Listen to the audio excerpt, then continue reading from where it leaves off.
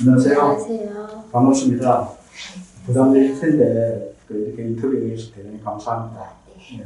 먼저 치료 내용하고 네. 치료하기 전에 힘들었던 증상에 대해서 말씀 좀 해주세요. 제가 그게 꽤 오래전이거든요. 한 11년 정도 그랬는데요. 제가 이제 조금 약간 결혼 생활 스트레스가 있으면서 맨 처음에 힘든 게 어떻게 나왔으면 그게 환절기 때 항상 왔었어요. 환절기 때. 네. 그러니까 뭐 봄이나 가을 정도 이렇게 그럴 때 몸이 급격하게 떨어지면서 컨디션이 쫙 떨어지면서 불면증이 오고, 그러니까 불면증이 오고 불안증 뭐 그러면서 불안증이 굉장히 심해가지고 생활에 정말 너무너무 지장이 있을 정도로. 근데 이제 제가 그때 저희 시댁이랑 같이 살았었거든요. 시댁이랑 같이 살아가지고 그거를 이제 또 제대로 표현을 못한 거예요. 꼭 누르면서. 그래서 이제 그게 막 힘들어가지고 있으면서 그게 좀 더 나중에는 점점 그게 자주 오더라고요. 자주. 그리고 불안증이 올 때는 좀 길게 오면서 이제 점점 이게 악화가 된 거예요. 악화가 돼가지고 나중에는 너무 심각하게 됐어요. 이제 제가 저희 딸이랑 이제 외국에 가서 이제 좀 생활을 하게 됐는데 그때 너무 심각해가지고 그때는 무슨 이렇게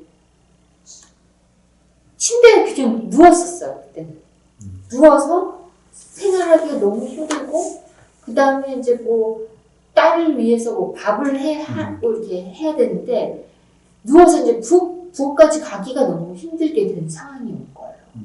너무 불안하고. 주로 관계가 불안심이 되게 많았고. 네, 불안하고 또 우울하고. 우울. 네, 그리고 막 미래가 너무 막 괜히 그냥 걱정되고 잠도 잘 안 오고. 그리고 그게 심할 때는 먹지도 못했어요. 아무것도 먹지 못하고. 그러면 먹는 거는 뭐 하루에 한 끼, 그러면 이틀에 한 끼.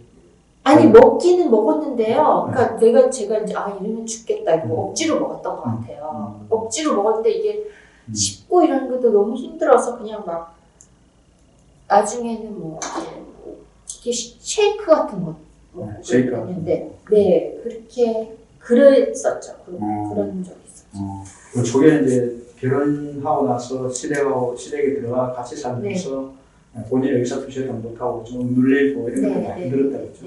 그리고 이제 우울증이나 나타나고 불안증도 많고 음식도 제대로 못 먹고 어떤 의욕도 없고. 병원에서 진단을 받고 신경약이나 병원약은 오랫동안 먹었습니까? 그 당시에 힘들 때? 저는 그거를 안 먹었어요. 왜냐면 그러니까 제가 이게 이제 미토콘요법을 처음 접하게 된 걸 얘기를 해야 되는데 제가 맨 처음에 이걸 알게 된 게 저희 동생이 되게 심각한 이게 불안증을 겪은 적이 있어요. 걔는 뭐 그 아이는 너무 심각해서 병원에 진짜 가야 된다. 정신병원에서 뭐 그런 얘기까지 나왔었거든요. 근데 걔가 그래서 너무너무 걱정이 돼서 그때 요양을 보냈어요. 캐나다로. 저기 아는 친척한테 보내면서.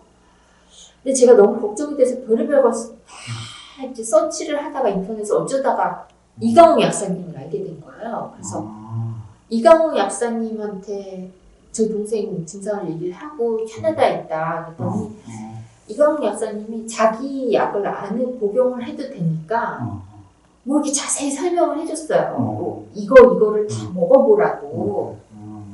그래서 제가 그거를 이렇게 서치해서 동생한테 보내고 뭐 이렇게 아마존 같은 그때 당시 그래가지고 저희 동생이 많이 나았어요. 제 생각은 많이 호전이 된 것 같아요. 걔는 뭐 그건지 아니지 하여튼 그것 때문에 많이 나았고 제가 그때 이강우 약사님한테 조금 많이 이렇게 신뢰를 받은 게 그때 이제 전혀 이제 이강우 선생님이 약을 복용한 게 아니었거든요. 그러니까 본인의 그런 이런 게 없었는데 막 이렇게 자세히 설명해 주시더라고요. 원리 같은 거. 그리고 이러면서 이거를 이것저것을 먹으면 완전히는 아니시겠죠. 자기야도 그건 아니지만 후전이 될 거라고. 그래서 하나도 이렇게 뭐 본인의 그런 이게 없는데 이렇게 설명을 자세히 주니까 조금 감동을 받았었거든요.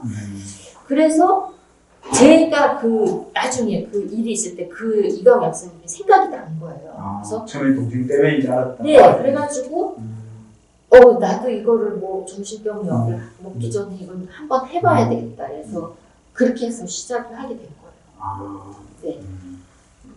그럼 여기 시작하기 전에 병원에 가시거나 약을 먹거나 이러지는 안 했다. 네네. 그렇습니까?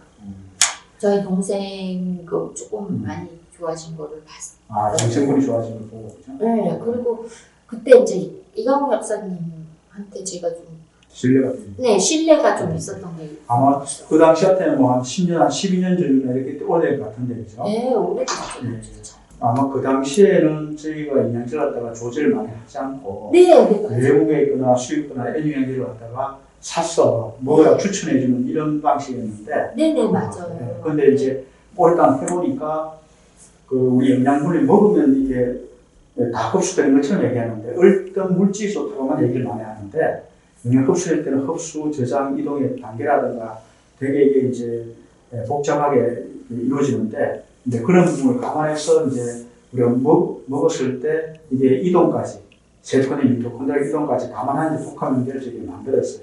네. 그러면서도 이제 효과가 많이 좋아진 거예요.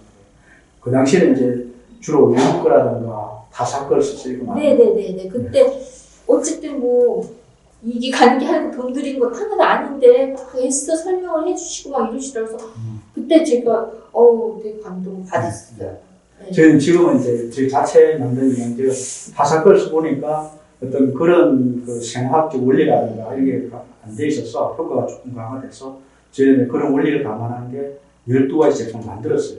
그 처음 시작은 이제 그렇게 하셨고 아마 에덴셀 미토콘드리아라고 해서 이제 분자 수준의 자연치유의학으로 이제 세포와 미토콘드리아의 기능을 정상화하고 그다음 해독 기능 정상화해서 하는 이제 영양요법인데 그 다음에 시간이 많이 소요가 되거든요. 아마 그 처음 시작하고 저희 이제 영양제 복용하면서부터 한 언제쯤부터 이렇게 좀 좋아진다 이렇게 한 3개월이나 6개월이나 이렇게 시기가 있었습니까?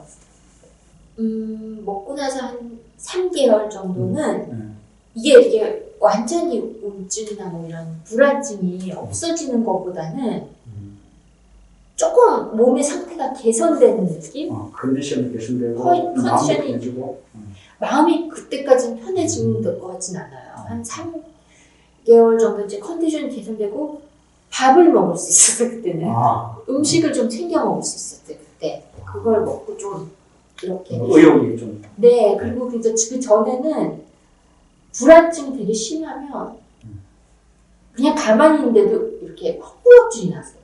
하고 헛구역질이 나고 밥을 먹을 생각하면 또 헛구역질이 나고 그랬는데 너무 불안해지면 막 화장실 가서 구역질이 그냥 막 나오고 그랬는데 그게 좀 없어졌어요. 그래가지고 그때부터 그냥 밥을 죽기 살기로 그냥 억지로 막 먹었던 것 같아요.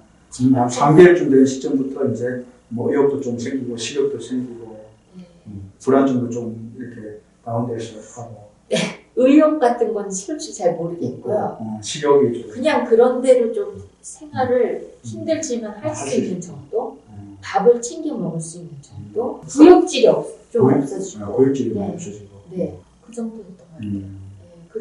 그리고 보통 이제 정신질환이나 우울증 질환 그러면 보통 사람들은 성격의 문제나 심리적인 문제나 뭐 이렇게 얘기하는데 그게 아니고 사실은 우리 육체적인 뇌 기능의 문제거든요.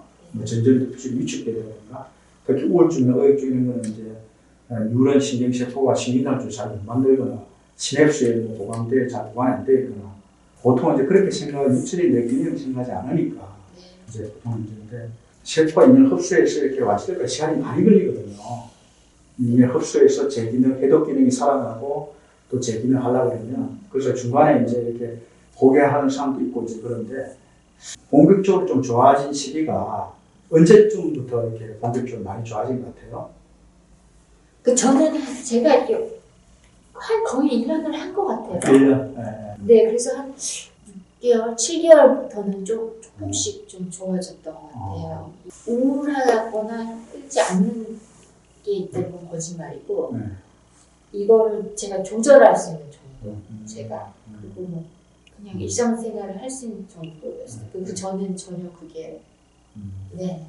보통 이제 뭐 심한 이제 주름병 같은 이런 같은 경우는 보통 한 1년에서 1년 6개월 지나면 그때부터 부엉처럼 좋아진다고 말씀들 많이 하시더라고요.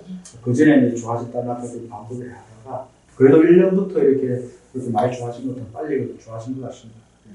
그 약사님 제가 무슨 페나텐시가 되게 너무 낫다 그랬어요. 그래서 그때도 제가 보면 지금도 얼굴이 약간 노란 편이죠. 그때는 정말 막 심각했었거든요. 아, 근데 그럼 영양 검사 결과에 봤을 때 셀레늄 수치가 너무 낮았다. 그래서 그에 따른 이제 개인 맞춤형 영양을 제공했을 건데 그 부분에서부터 점차적으로 좋아졌어요. 그렇죠? 이제 오랫동안 이제 고생하시고 이제 그랬는데 마지막으로 그 우리가 우울증이라든가 불안증이나 이렇게 힘들어하시는 분들한테 좀 도움 줄 수 있는 그런 말씀 한번 부탁드릴게요. 아, 저는 그러니까 제가 많이 이걸 하고 나서 주위에 소개를 좀 시켰어요. 뭐 힘들어하는 사람인데 약간 이게 조금 그 기존의 그런 현대의학하고는 너무 이게 생소한 분야이기 때문에 사람들이 그걸 쉽게 잘 못 믿더라고요. 뭐 어차피 그 정신과 약을 먹기 시작하면 그게 뭐 부작용도 너무 많고 부작용 많죠. 네, 부작용도 많고 완치가 완전히 되는 경우도 좀 많이 못 본 것 같고 주위에서 보면 그래서 마지막으로 이제 한번 시도를 해보시는데 분명히 저는 이게 성과를 봤기 때문에 한번 시도를 해보시는 게 좋지 않을까 싶어요. 우리가 실제 어떤 육체적인 물질의 어떤 뇌 기능을 통해서 우리가 사실 정신 자극이 일어나는 거거든요. 보면 우리 뇌라는 것은 원장님이 강의하신 데 보면 뇌는 슈퍼 초중밀 컴퓨터다. 친구하고 뭐 이렇게 자녀하고 얘기하는 5분 동안에 자녀의 어떤 말이나 표정이나 이거에 따라서 생각이나 감정의 기복이 계속 일어나고 정말 어떤 때는 그 순간에 또 5만 가지 생각이 다 나거든요. 다 표현을 안 했어요. 근데 그렇게 우리가 슈퍼 초중밀 컴퓨터처럼 빠르게 신속하게 일어나는 이 감정들을 우리가 약이라는 걸 가지고 그걸 갖다가 인위적으로 조절하는 거예요. 그럼 조정이 안 되는 거죠. 그냥 억제시키는 거예요.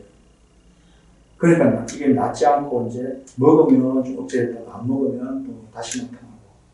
그리고 우리는 슈퍼 초중밀 컴퓨터인데 그 자격으로 일어나는 생각이나 감정을 바꾸겠다. 이거는 좀 아닙니다. 근데 그러면 그런 우리의 감정이나 생각은 어디서 일어나는 거냐?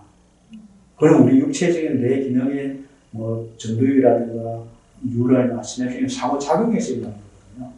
그래서 그 뇌를 갖다가 이제 정상화시키고 기능을 제대로 할 수 있도록 이렇게 그게 맞는데 이제 생각이라는 무형의 것이고 육체의 뇌 기능은 이제 물질적인 거니까 이제 영양제를 먹고 산다는 이걸 갖다가 이제 사람들은 잘 인정을 안 하려고 그러죠. 그런데 그런 뇌과학 지식에 대해서 원장님 이제 깊이 있게 이제 20년, 25년 보니까 아무튼 그 바쁜 시간 내주셔가지고 어려운 인터뷰에 대해서 대단히 감사합니다. 아, 네. 감사합니다. 네, 감사합니다. 네.